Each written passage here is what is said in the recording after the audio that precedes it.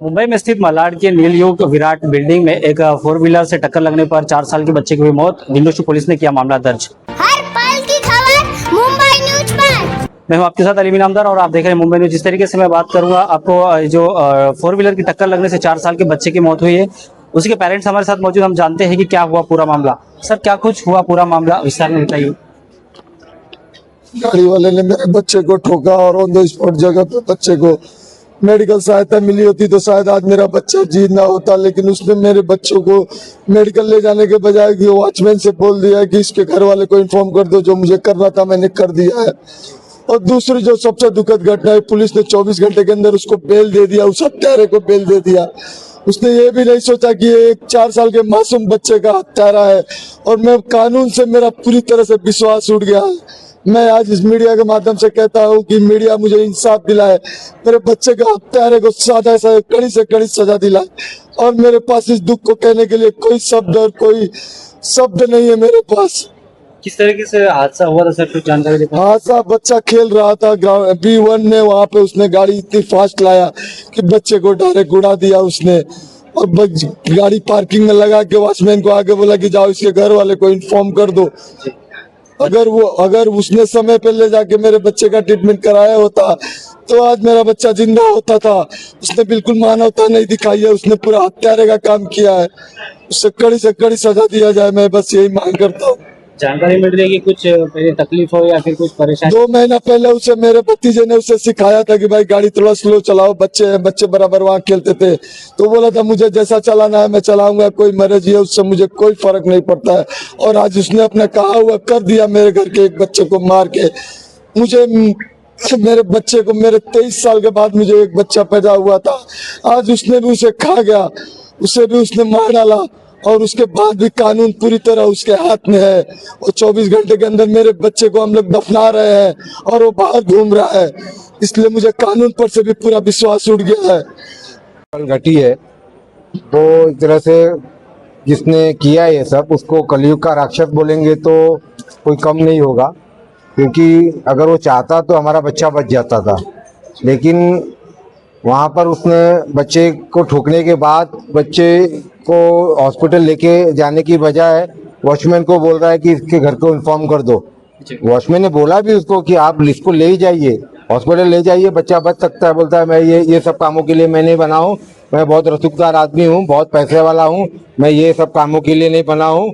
और कुछ तुमको जो कुछ करना है करो, मेरा पुलिस से साठगांठ है, मेरा बड़े लोगों से साठगांठ है, मुझे ये सब छोटे कामों में मेरा कोई इंटरेस्ट नहीं है। अगर वो चाहता तो बच्चा बच सकता था जल्दी। उसको इमरजेंसी अगर उसको मिलती थी, मेडिकल सहायता मिलती थी तो बच्चा शायद कल बच जाता था, हमारा बच्चा बच जाता था। लेकिन ऐसे राक्षस को जिसने ये कृत्य किया है कल, उसको तो पुलिस ने उसको सपोर्ट करके और एक बड़ा मतलब निंदनीय काम किया है। पुलिस को चाहिए था कि उस पे कड़ी से कड़ी धारा लगा के उसको सजा देती, लेकिन पुलिस तो उसके साथ मैनेज हो गई।